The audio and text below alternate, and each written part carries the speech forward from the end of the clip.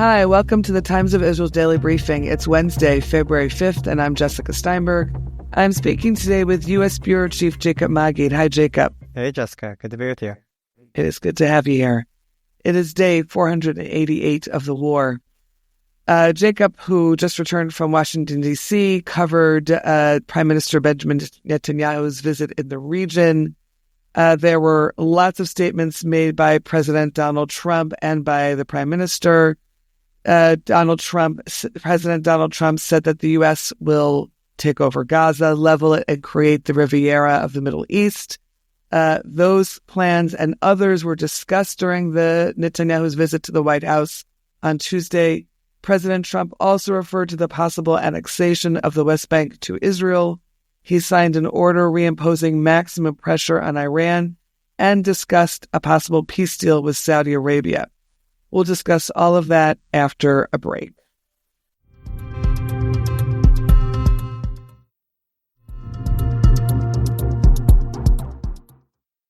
Okay, Jacob, where to start? Do you want to start with Gaza and moving Gazans to another country? You were at the White House, you were at some of these press conferences. Tell us what the scene was like, what you were hearing, what really stands out in this day of unending reporting.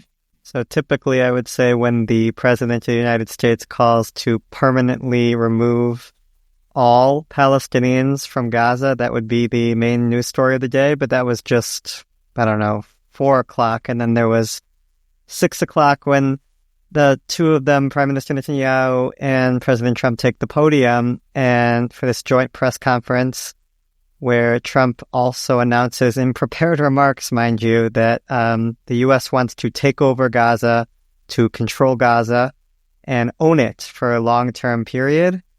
After this clearing out, I think they're offering further details to this plan of trying to just kick out all roughly 2 million Palestinians from Gaza. These, as I mentioned, these are prepared remarks, clearly thought out. And I guess one could argue the goal is to really shake up the negotiation process, shake up the entire region, really, but just specifically the negotiations that between Israel and Hamas that seemed kind of headed toward a collision course. They're just about starting the talks regarding the terms of phase 2 this week, and this phase is expected to see the release of all living hostages that are remaining in exchange for Israel ending the war. But that doesn't jive with Israel's idea of dismantling Hamas and removing Hamas from power. So you have this likely collision course that I guess the U.S. and Israel are looking to shake up and maybe prevent. And this is one idea that Trump has to go about doing that. And I guess the idea is to maybe hope that the U.S. can pressure Hamas the way it's been pressuring Mexico or Canada or Panama or Colombia, which did seem to move after some of the bullying tactics from the Trump administration. But it's kind of unclear how much of a correlation there is between a threat from the U.S. to take over control of Gaza and the decision by Hamas to release hostages or give up its military control of the Strip. I'm not sure if there's a complete correlation there, but I guess what the hope is that either you give this maximalist position, and then if Hamas doesn't agree to it, then you can still meet somewhere halfway, but still further than what the U.S. was going to get before making this very strong position. I guess Hamas has already. I spoke to a senior Arab diplomat today in Washington who said that Hamas I wanted to ask you. There was a reaction from Hamas already.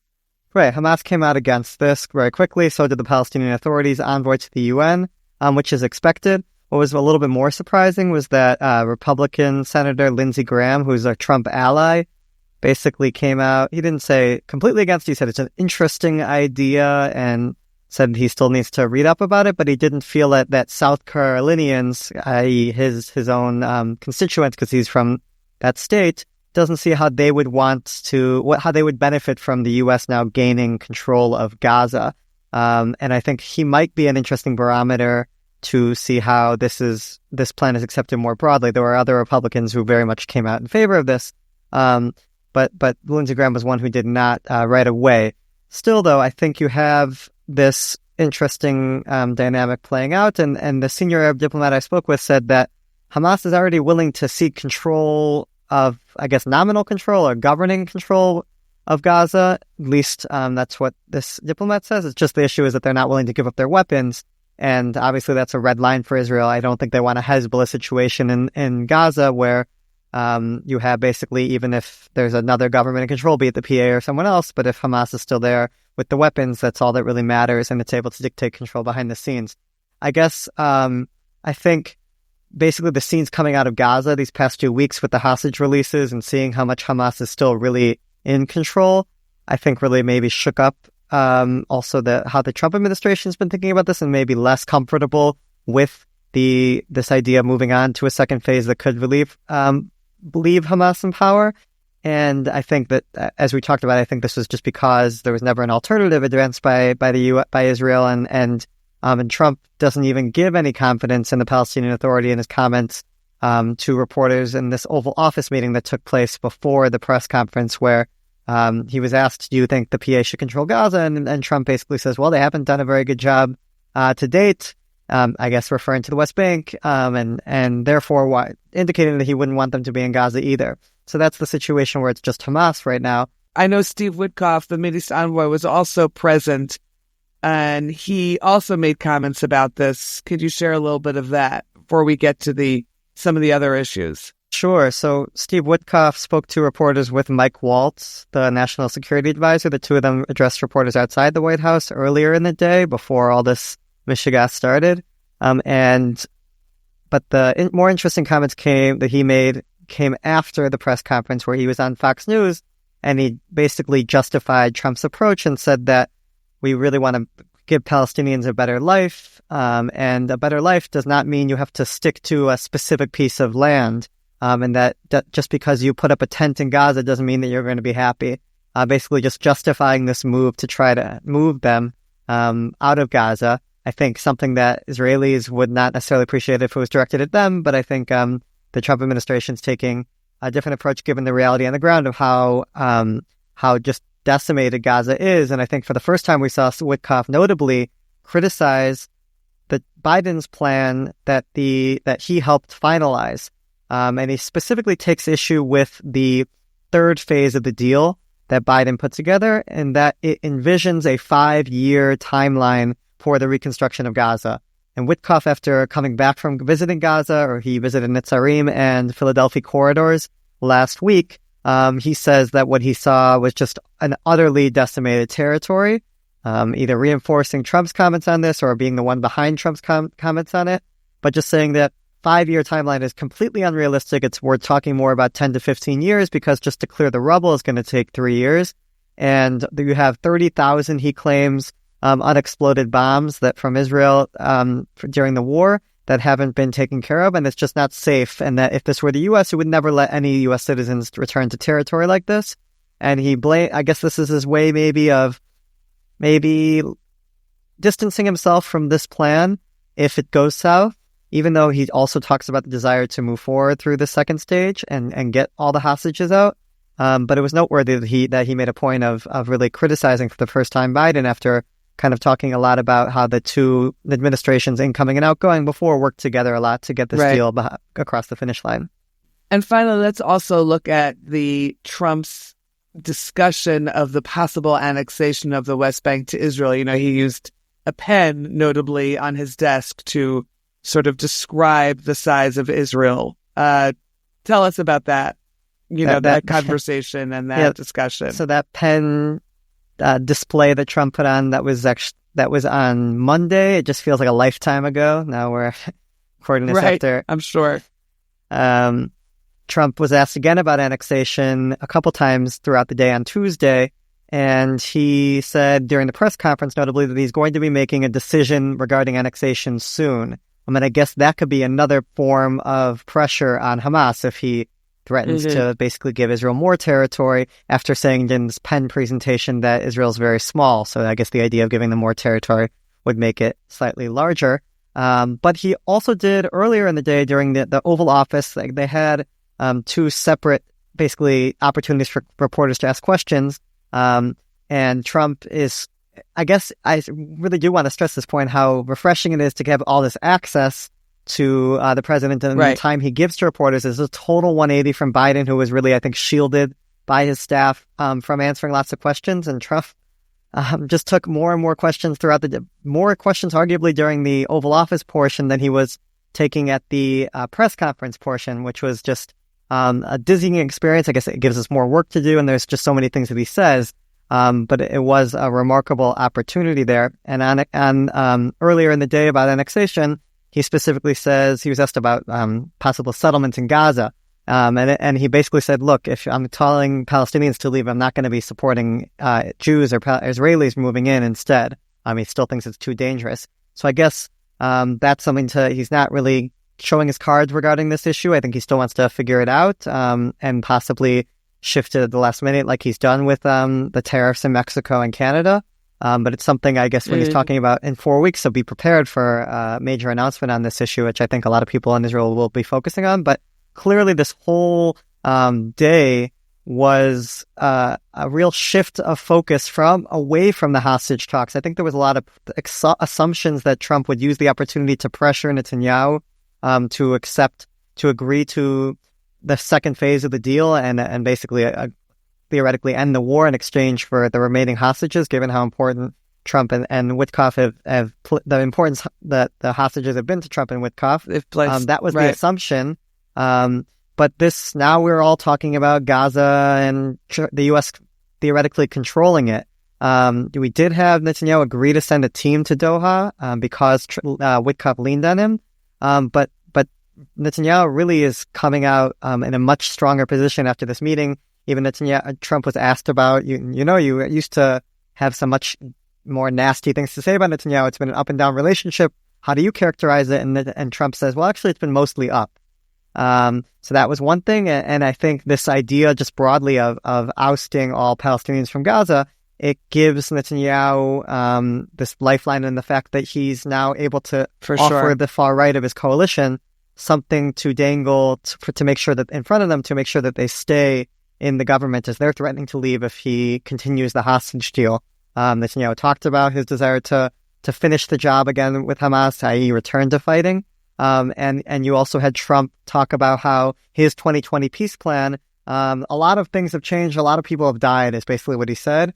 Basically distancing himself from the plan and not necessarily saying that he will be advancing an idea of Palestinian statehood as much as it was constrained in that 2020 plan. Then you had the Saudi normalization that Trump talked about and saying that during the Oval Office that actually he's not getting the Saudis aren't telling him that it's going to be conditioned on a Palestinian state. So all these things you have are just giving Netanyahu more ammo to come to his coalition partners and say, stick around, don't leave right now, regardless of how this hostage deal pans out.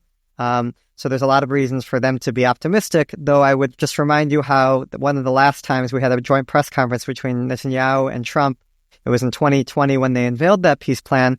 Israel or the settler movement all assumed that the next day, and Netanyahu even told them that we would be announcing the annexation of the West Bank. That didn't end up happening in the end. That plan was pulled, I guess, away by Jared Kushner at the last minute, and we eventually moved towards the Abraham Accords, and Trump had Netanyahu shelve it. But clearly, a lot of reasons for the Israeli right to be optimistic right now. Yeah, for sure. And who knows how much they discuss that in their closed room conversations. Let's go to a quick break. When we're back, Jacob will tell us about his exit interview with Israel ambassador to the U.S., Mike Herzog. So stay with us.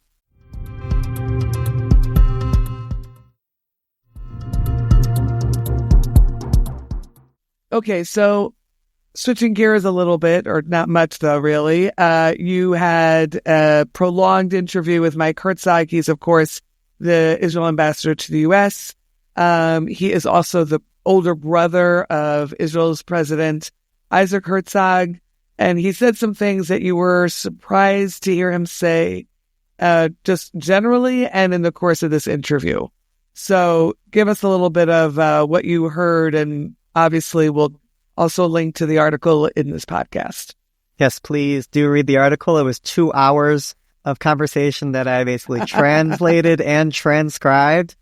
Takes quite a bit of time. So I hope our listeners and our readers will take a look. I do think it's worth it. There's also a transcript. Sure, they will. At the bottom of the piece, if you really are wonky enough to be interested in the full conversation. But basically, Michael Herzog is not one known for making headlines. That's how I start the piece, and that's what I do believe, having kind of worked with him or covered him for the past few years in Washington. He's been there for 3 years, and he is someone who has had to work with two governments: the Lapid-Bennett government that appointed him 3 years ago. And then he was asked by Netanyahu to stay on because he was seen as someone that he was very trustworthy, an effective diplomat who knew how to work with the Biden administration, and also someone that Netanyahu knew because Michael Herzog represented Netanyahu in various negotiations, diplomatic negotiations that Israel took part in, be it with Syria or Jordan or the Palestinians. Michael Herzog was involved and all those different ones. Definitely not as well known, but behind the scenes, a very effective diplomat. At least that's how Netanyahu saw him.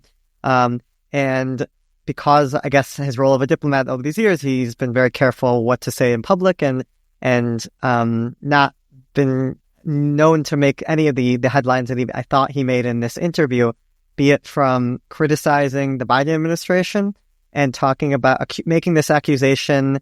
You could even say conspiratorial, but he gives a lot of evidence, he would say, to back it up, basically saying that while Biden was supportive of Israel and was wanting to see as many weapons as necessary go to Israel, except for this one shipment of 2,000-pound bombs, that there were State Department bureaucrats, anonymous people that were hostile to Israel, that he felt were holding up countless shipments and dragging out the process so it would take months on end in order to get key elements that Israel needed to fight against Hamas from the U.S. to Israel. And he goes into detail about this, and because he makes these accusations, I also reached out to some former Biden administration officials in the State Department who very much deny them and argue that he actually just doesn't understand the process. And really what happened in the beginning of the war is that you had what the U.S. decided to do was just fast track everything that was already in the queue, basically, and that once the U.S. finished doing that, there is a whole process of approvals that needs to take place, and that takes much longer. And Israel was just used to that initial stage of approvals and surprised when the next batch of weapons did not come as quickly. So there's the argument. Our readers can decide where they stand on it, but Herzog makes his case in the piece. And obviously, it's shocking to see U.S. Former ambassador to the U.S. really criticizing the government he works with. But then you see him do the same thing with Netanyahu as well. He's a little bit less critical, but he definitely criticizes various aspects of his handling of the war, be it from his refusal to advance an alternative to Hamas and refusal also specifically to allow anything that he said even smelled like the Palestinian Authority. He felt like that really limited Israel's options in Gaza. And he also criticizes his handling of the hostage negotiations, doesn't rule out the fact that maybe political considerations were at play when Netanyahu was, I guess, making decisions of when to send negotiating teams or how to negotiate in general. And he's most critical, I think, actually, not of the war, but more so of the judicial overhaul and saying the way that it was advanced by Justice Minister Levin, but also obviously with Netanyahu's blessing, was way too far-reaching. It created an impression in the U.S. that the shared values that Israel and the U.S. have, that it's the foundation of the relationship, they were basically disappearing, and Israel was not the strong democracy that it touted itself to be. That's the impression that Herzog said came out of the U.S., and he said it made its job much harder. And he also thought it weakened Israel's its deterrence against its enemies and exposed it to the attack that went later ended up taking place.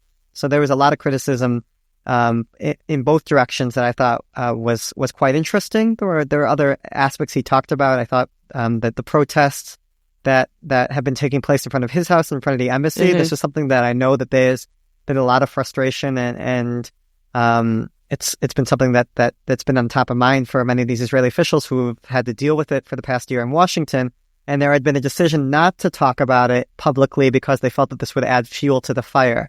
And I'm not sure if because Herzog's now leaving office and therefore he's doesn't feel like it's as much of an issue, or because the protests have died down, or he felt that it was still important that the public know about this, but he did choose to talk a little bit about it, and also made a point to note that it wasn't just the U.S., it wasn't just Israel, but it was also U.S. officials that were being targeted, and not just U.S. officials, but Jewish U.S. officials. And that's, I think, an important criticism that he makes, that clearly there's a little bit, this isn't just about Israel, there's something else behind some of these protests regarding the Gaza war that he pointed out. So there were various other things that I thought were worth highlighting in the interview that I did in the written piece, and I hope that our listeners will take the time to read it. And I'm happy to receive feedback on it. Words for the wise. Thank you, Jacob, for this very, very wide-ranging update on what's been going on over the last couple of days. We appreciate it. Thank you, Jessica. Thanks to all of you for listening to the Times of Israel's Daily Briefing. We'll be back again tomorrow with another installment. This episode is produced by the Podwaves. Any comments you have, feel free to email us. Until next time, be well and take care.